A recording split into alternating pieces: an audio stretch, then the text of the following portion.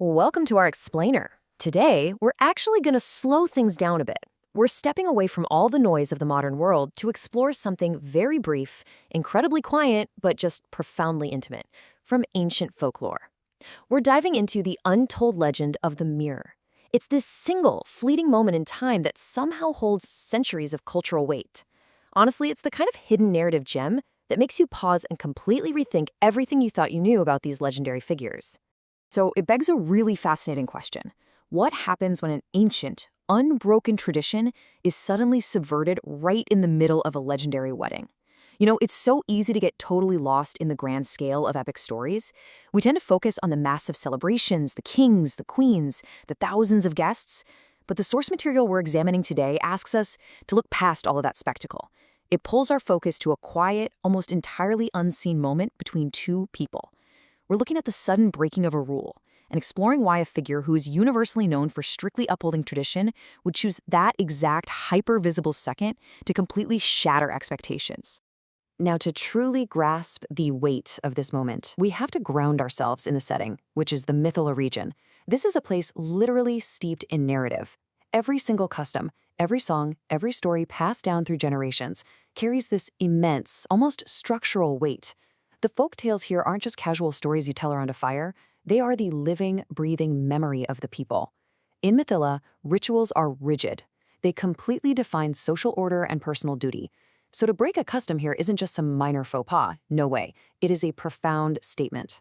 And it's exactly within this deeply traditional, highly regulated environment that our specific event takes place, right in the immediate aftermath of a monumental royal wedding. So according to these regional folk tales, there was a very specific post-wedding ritual.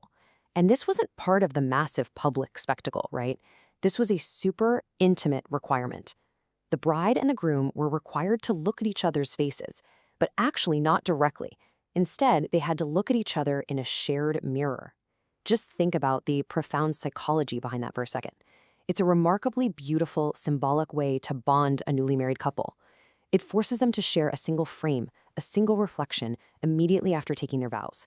It introduces this incredible vulnerability because you're seeing yourself at the exact same moment you're seeing your partner, merging your individual identities into one shared image before you've even spoken your first words as a married couple.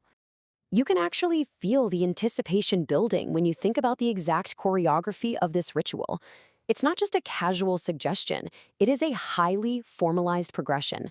First, the grand, exhausting marriage ceremony finally concludes, and the deafening noise of the gathered crowd begins to die down. Then, a beautifully crafted mirror is ceremoniously presented to the bride and groom. And finally, the crucial climax of the ritual arrives. They must look into the reflection to see one another.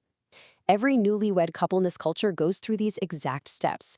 It is deeply ingrained routine. The weight of generations of ancestors doing this exact same thing rests incredibly heavily on their shoulders. So our source text brings us specifically to the divine newlywed couple, Ram and Sita. The mirror is placed directly in front of them. The marriage has just officially concluded, and the atmosphere in the room is just thick with this almost suffocating expectation. Imagine it. The scent of the ceremonial fires is still lingering in the air. There's a heavy silence that is just falling over the immediate family, and you have the collective, unblinking gaze of the elders closely watching them. The ritual is entirely set. This is the intensely pressurized moment where the great prince is expected to fulfill the simple traditional requirement of looking into the glass to see his new bride. Everything is flawlessly aligned for that final, crucial step to happen. And this is the exact moment the expectation completely shatters. The ritual explicitly demanded looking directly at Sita's face in the mirror. That was the rule. That was the undisputed custom. But the folklore tells us something completely different happened.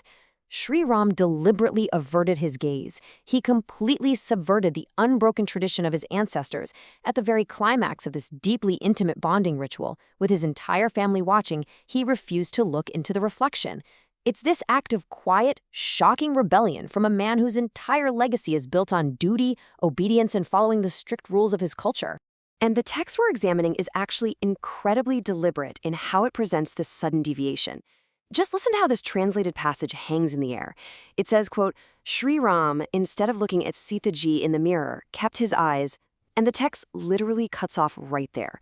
It abruptly ends mid-thought. It doesn't immediately give us the satisfaction of knowing where he actually looked. It just definitively, firmly tells us what he did not do. He did not look in the mirror. The sense itself becomes this dramatic cliffhanger, structurally mimicking the shock and the sudden silence of the room in that very moment. The storytellers use the complete absence of words to make us feel the incredible gravity of his choice. Which leaves us with this incredible, unfinished mystery. Where did his eyes go? And what does this truly reveal about devotion? I mean, why would a figure so perfectly defined by duty break an intimate tradition at his own wedding? Was looking at a mere secondary reflection somehow insufficient for him in that moment? Perhaps true devotion transcends the rigid boundaries of prescribed rituals. This folklore intentionally leaves us suspended. It challenges us to understand that real intimacy isn't always found in a rulebook. Sometimes, the most profound acts of connection happen when we actively choose to look away from what is expected just so we can see something or someone more clearly. Thank you for joining me for this explainer, and I'll leave you to ponder exactly where that gaze finally landed.